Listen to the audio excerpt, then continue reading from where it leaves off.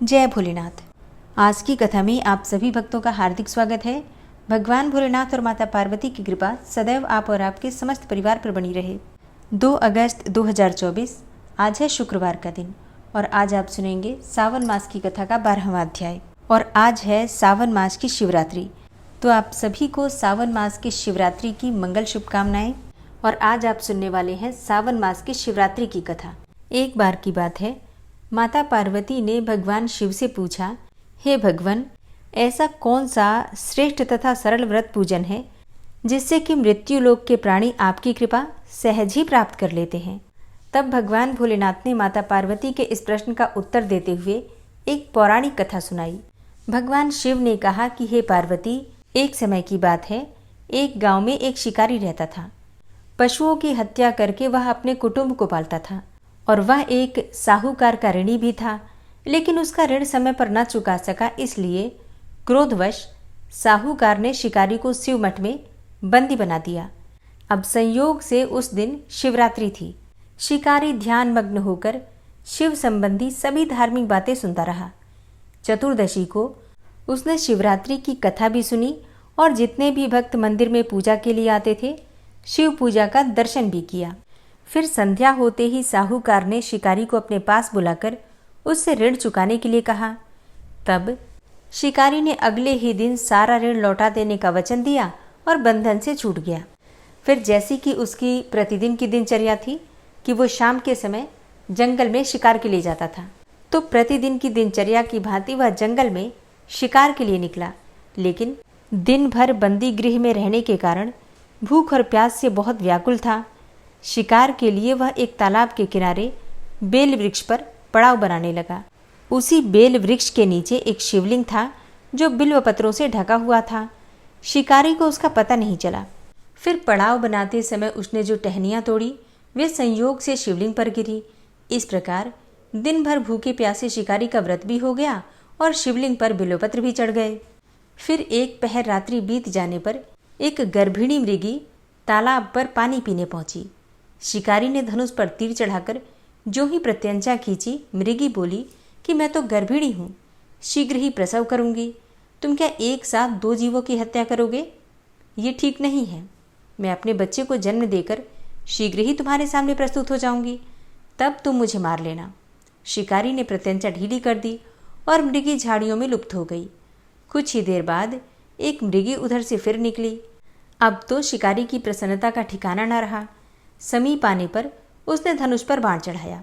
तब उसे देखकर मृगी ने विनम्रतापूर्वक निवेदन किया कि हे पारधी, मैं थोड़ी ही देर पहले ऋतु से निवृत्त हुई हूँ, कामातुर विरहिणी हूँ, अपने प्रिय की खोज में भटक रही हूँ। मैं अपने पति से मिलकर शीघ्र ही तुम्हारे पास आ जाऊंगी। शिकारी ने उसे भी जाने दिया। अब 2 बार शिकार को खोकर उसका माथा ठनका कि अब क्या किया जाए। इसी चिंता में रात्रि का आखिरी पहर भी बीत रहा था। तभी एक दूसरी मृगी अपने बच्चों के साथ उधर से निकली। इस बार शिकारी के लिए यह स्वर्णिम अवसर था और उसने धनुष पर तीर चढ़ाने में बिल्कुल भी देर नहीं लगाई। वह तीर छोड़ने ही वाला था कि मृगी बोली कि हे पारधी, मैं इन बच्चों को उनके पिता के हवाले कर दूं, फिर लौट आऊंगी। इसके बाद तू मुझे मार देना। शिकारी हंसा और बोला कि सामने आए शिकार को छोड़ दूं, मैं ऐसा मूर्ख नहीं। इससे पहले भी मैं 2 बार अपना शिकार खो चुका हूँ और मेरे बच्चे भूख और प्यास से तड़प रहे होंगे। उत्तर में मृगी ने फिर कहा कि जैसे तुम्हें अपने बच्चों की ममता सता रही है, ठीक वैसे ही मुझे भी। इसलिए सिर्फ बच्चों के नाम पर मैं थोड़ी देर के लिए जीवन दान मांग रही हूँ। हे पारधी, मेरा विश्वास कर, मैं इन्हें इनके पिता के पास छोड़कर तुरंत ही लौटने की प्रतिज्ञा करती हूँ। मृगी का दीन स्वर सुनकर शिकारी को उस पर दया आ गई और फिर उसने उस मृगी को भी जाने दिया। शिकार के अभाव में बेल वृक्ष पर बैठा शिकारी बेल पत्र तोड़ तोड़ कर नीचे फेंकता जा रहा था। जब पौ फटने को हुई, मतलब जैसे ही सवेरा होने को हुआ, वैसे ही एक हृष्ट पुष्ट मृग उसी रास्ते पर आया।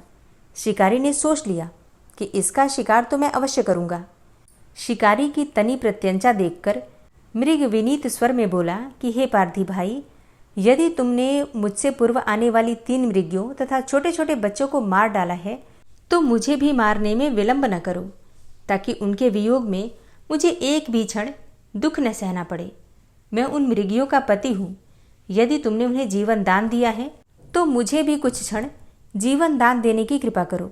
मैं उनसे मिलकर तुम्हारे सामने शीघ्र ही उपस्थित हो जाऊंगा। मृग की बात सुनकर शिकारी के सामने पूरी रात का घटना चक्र घूम गया। उसने सारी कथा मृग को सुना दी। तब मृग ने कहा कि मेरी तीनों पत्नियां जिस प्रकार प्रतिज्ञाबद्ध होकर गई हैं, मेरी मृत्यु से अपने धर्म का पालन नहीं कर पाएंगी। अतः जैसे तुमने उन्हें विश्वास पात्र मानकर छोड़ा है, वैसे ही मुझे भी जाने दो। मैं उन सबके साथ शीघ्र ही तुम्हारे सामने उपस्थित होता हूँ। उपवास, रात्रि जागरण तथा शिवलिंग पर बेलपत्र चढ़ाने से शिकारी का हिंसक हृदय निर्मल हो गया था। उसमें भगवत भक्ति का वास हो गया था। धनुष तथा बाण उसके हाथ से सहज ही छूट गए।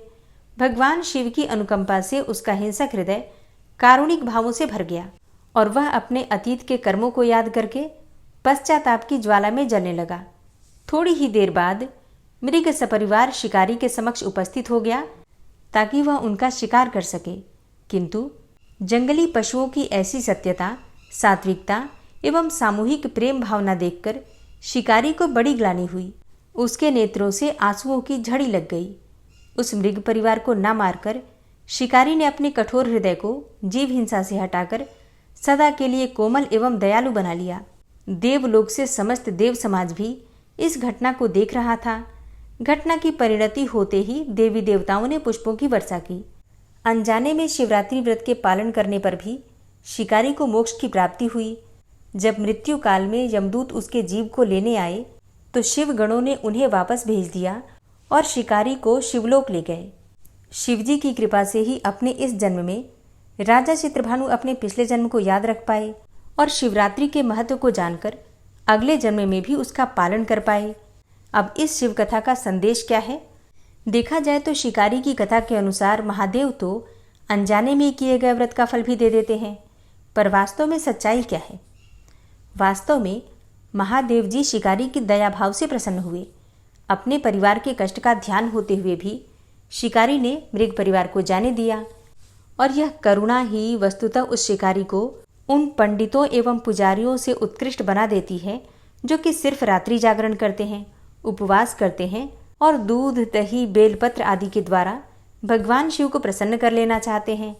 इस कथा में सबसे महत्वपूर्ण बात यह है कि इस कथा में अनजाने में हुए पूजन पर विशेष बल दिया गया है।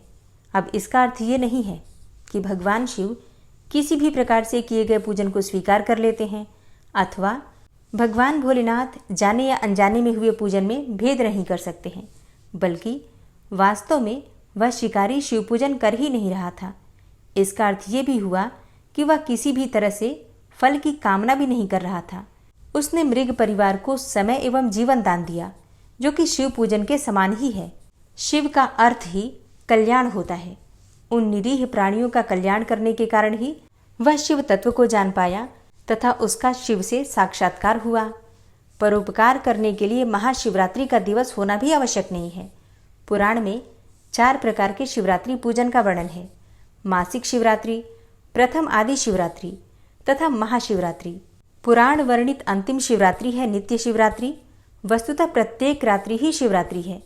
अगर हम उन परम कल्याणकारी आशुतोष भगवान में स्वयं को लीन कर दें तथा कल्याण मार्ग का अनुसरण करें, वही शिवरात्रि का सच्चा व्रत है। तो प्रेम से बोलिए भगवान भोलेनाथ की जय। और अब आप सुनेंगे श्री रुद्राष्टकम का पाठ हिंदी अर्थ सहित।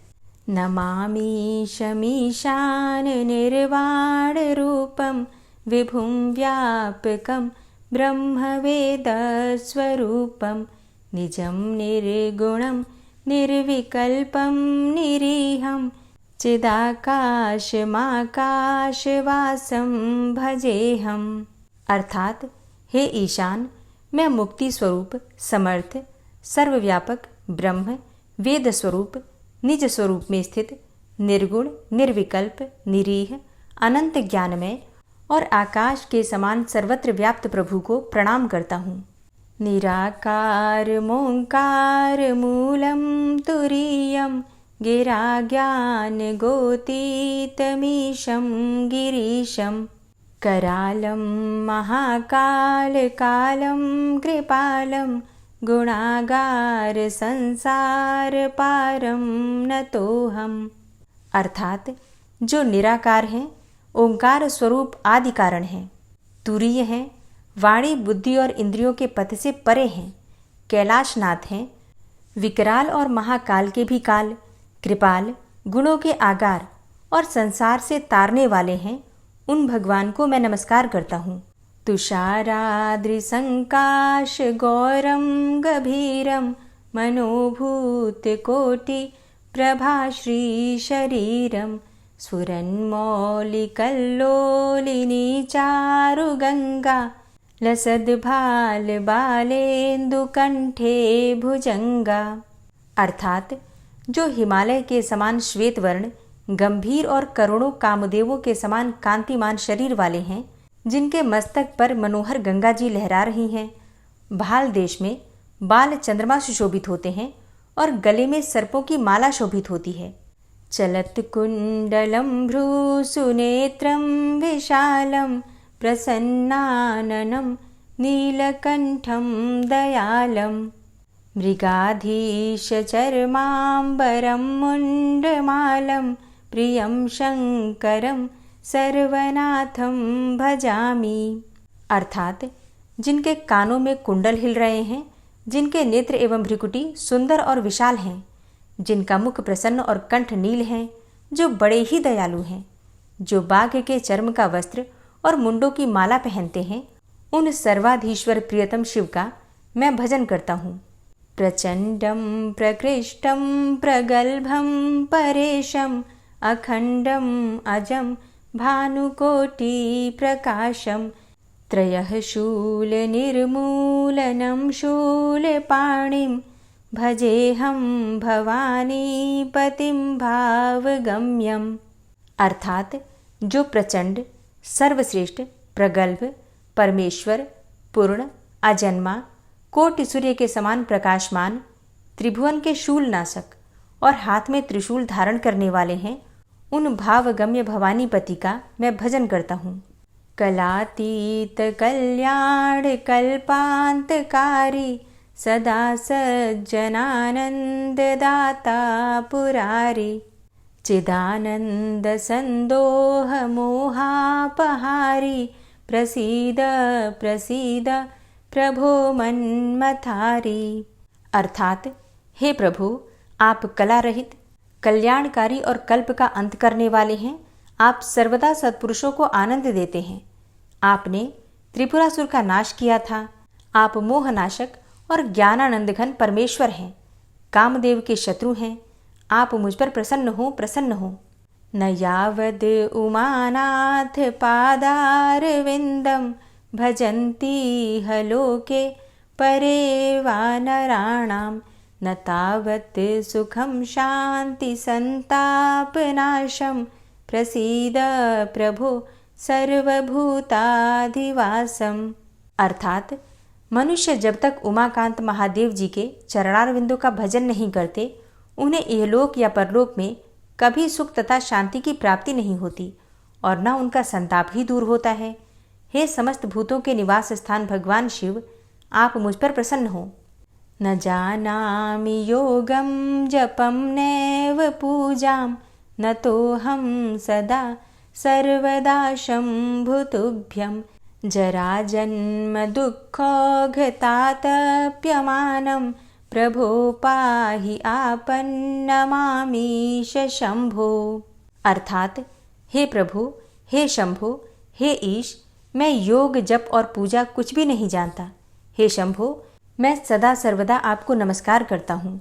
जरा, जन्म और दुख समूह से संतप्त हुए मुझ दुखी की दुख से रक्षा कीजिए। रुद्राष्टकमिदं प्रोक्तं विप्रेण हरतोषये ये पठन्ति नरा भक्त्या तेषां शंभु प्रसीदति। अर्थात जो मनुष्य भगवान शंकर की तुष्टि के लिए ब्राह्मण द्वारा कहे हुए इस रुद्राष्टक का भक्तिपूर्वक पाठ करते हैं, उन पर शंकर जी प्रसन्न होते हैं। इस प्रकार गोस्वामी तुलसीदास द्वारा रचित श्री रुद्राष्टकम संपूर्ण हुआ। शिव पुराण के अनुसार सावन शिवरात्रि को ब्रह्म मुहूर्त में उठना चाहिए। स्नान, नित्य कर्म आदि करके शिव मंदिर में जाएं और शिव जी की पूजा करें। उनसे प्रार्थना करें कि हे प्रभु, मैं सावन शिवरात्रि का उत्तम व्रत आज धारण कर रहा हूँ या धारण कर रही हूँ। आपसे मेरी कामना है कि आप मेरे व्रत को निर्विघ्न पूरा करें। काम, क्रोध, शत्रु आदि मेरा कुछ बिगाड़ न सके। हे भगवान, आप सदा मेरी रक्षा करें। इस प्रकार व्रत का संकल्प लेकर और व्रत का प्रारंभ करें। सावन शिवरात्रि विशेष रूप से रात्रि पूजा का समय है। शिवरात्रि अर्थात शिव की रात्रि, तो रात्रि में भगवान शिव की पूजा विशेष रूप से की जाती है।